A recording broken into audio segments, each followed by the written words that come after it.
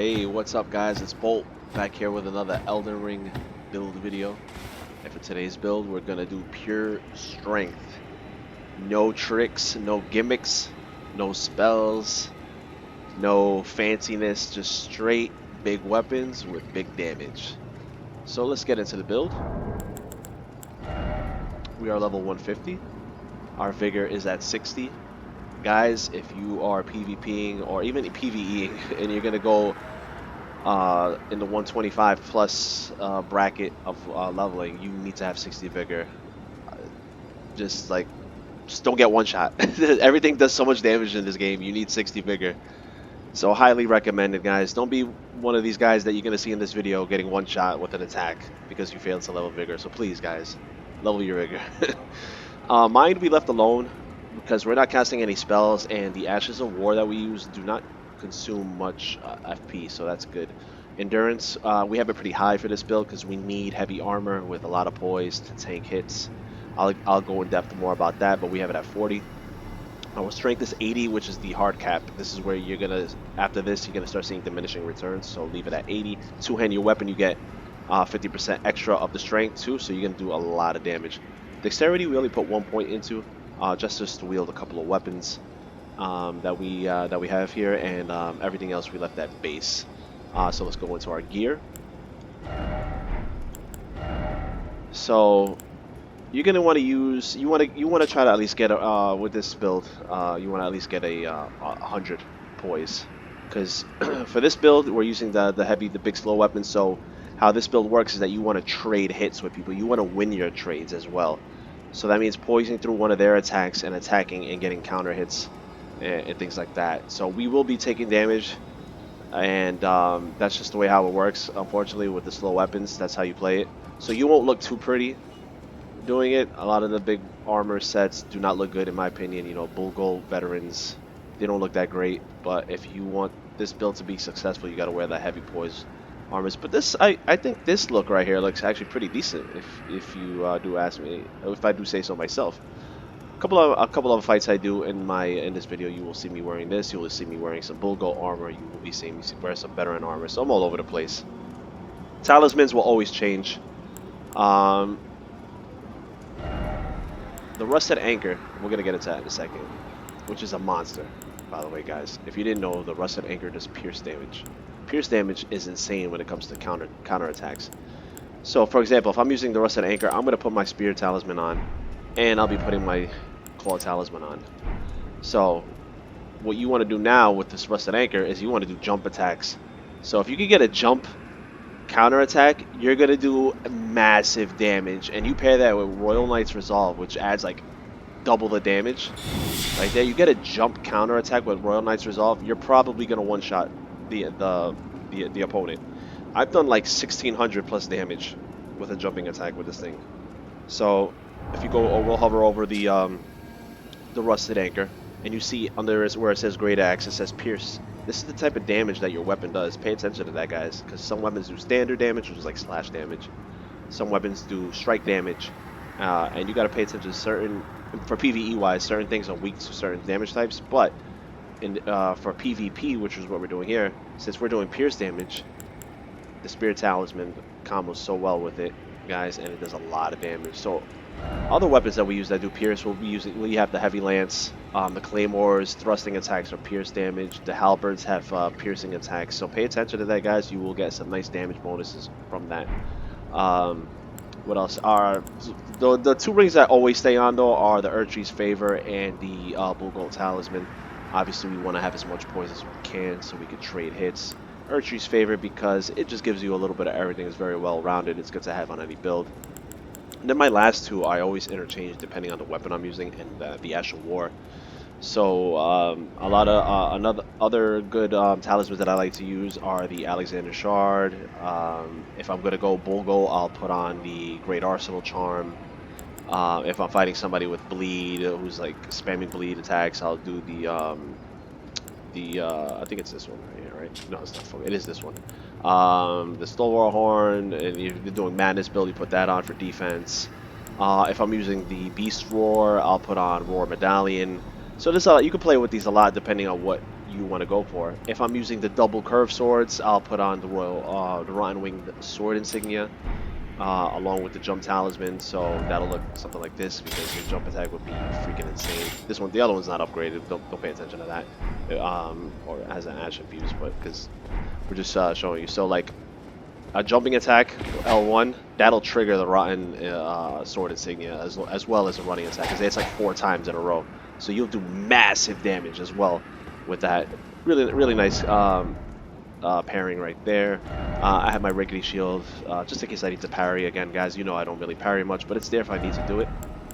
Another cool combo, guys, is the Great Hammer with the Great Sword, any Great Sword, Zweihander or the Great Sword itself. So, obviously we're fat rolling right here, but when we're actually fighting, we won't be fat rolling. The poke attack combos into the L1 on the hammer. So you'll walk up to somebody, you poke attack them, and they stagger long enough for you to get an L1 on the Greyhound hammer. So really big damage with that. That's a cool combo to do, and a lot of people don't really know about that. And I don't know, I think it's just cool to see like odd pairings like this that actually work. So that's a really fun, unique combo. You guys, I recommend you guys try it. So it's the poke and then the L1 from the hammer. The offhand weapons always strike faster as well than it being in the right hand. So a lot of times this is good for mix-ups as well. People just always expect this because that's usually what the great swords are good for. But you pop out one of these quick L1s and throw them off guard, and yeah, you'll surprise them. But the Colossal Swords got a buff, and their attacks are quicker, and they deal more damage, which is awesome. So that's a nice, as the most recent patch, which is 1.04, I believe. Yeah, so the Colossal weapons actually got some love finally. What else? One of my favorite, besides the Heavy Rusted Anchor, which I love the Heavy Knight Rider Glaive, which gets an S scaling in strength, and I love pairing this specifically with Storm Stomp. So I'll usually use these something like this. This will just give the Storm Stomp a little extra damage, nothing crazy. You can put the Jump Talisman on there if you're gonna do a lot of jumping attacks. This because when I use this setup, I'm very aggressive, so I like to have my stamina recharge faster. So Storm Stomp, probably one of my favorite Ashes of War in the game. It allows me to play really aggressive against the player. So like you'll lead in with this has really good running attacks. Once they get in, you Storm Stomp. Like automatically you're allowed an R1 once you Storm Stomp. Then you'll chase them down. Right after you Storm Stomp, chase them down with the running R1s. And if they want to stay in your space, you just keep Storm Stomping all day. You'll poise through their attacks, and you just continue the assault, man. It's really nice combo with the Halberd, I think, especially with the range. You could clip, even if they get clipped with the Storm Stomp at the edge of it, this has enough range to finish off the R1 combo. I have some other stuff. This is all a matter of preference, guys. You guys can use the things that you enjoy using. These are just some of the weapons I use. I always keep a Grave Scythe in the inventory with Royal Knight's Resolve as well, because if you didn't know, scythes and shodels do go through Great Shield. So if you fight a cheesy Great Shield user, you want to put your Royal Knight's Resolve on, and you want to do some nice jump attacks on them, because the chip damage through the shield is actually pretty respectable. You'll be dealing around 500 damage, which is nice.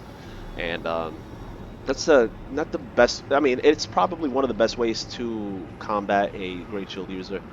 There's still really no counter to Great Shield users. It's actually the Great Shields have been nerfed. I don't know how badly. I haven't fought one as of yet. So maybe the nerf is just what we needed, and they won't be as big of a threat as they used to be. Another weapon I do like to use is the Heavy Warp Axe. Guys, people sleep on this weapon so much. First, let's look at the damage on this thing. Oh,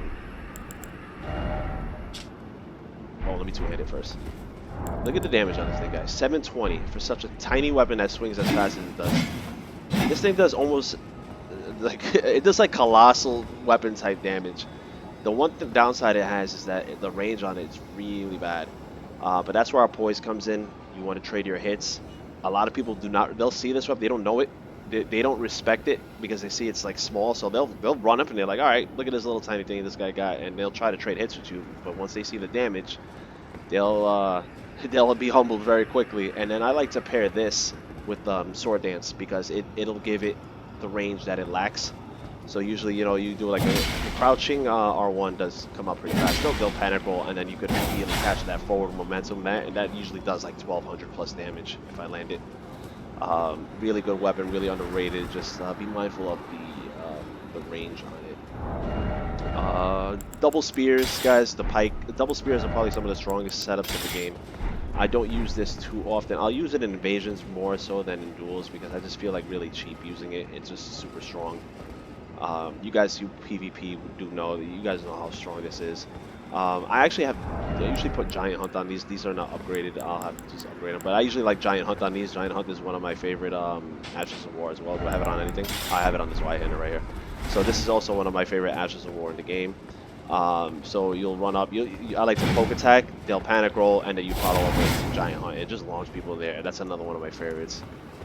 Monster damage as well. This Y-hander is nice because it's light, and it also has R2 thrusting attack. So even with this Y-hander, it has more than just a polar R1. You have really good versatile thrusting R2s, which have insane range.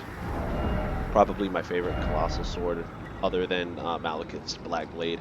But we're just going over regular weapons here. We're not using any boss weapons here. Commander Standard is good to have if you want to just buff yourself real quick and then unequip it. That's what I have. I haven't done it too much, but that's why it's there. That's pretty much the stuff I use, guys. For invasions, I do have Bestial Vitality on. If I need to heal, I can just put the Faith Talisman on and then heal myself real quick.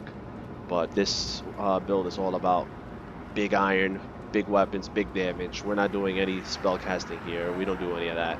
We're just one-on-one, man-to-man, and see what we can do. See if we can outplay our opponents without any spells. See if we can outspace, outtrade, and that's what this one's all about. But that's just about it, guys. Pretty self-explanatory build. Nothing fancy here.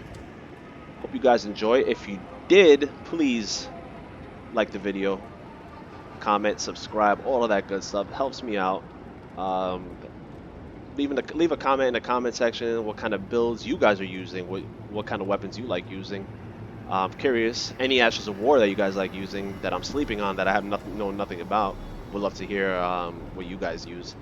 But that just wraps it up, guys. Hope you guys enjoyed it, and I'll catch everybody on the next one. Hey!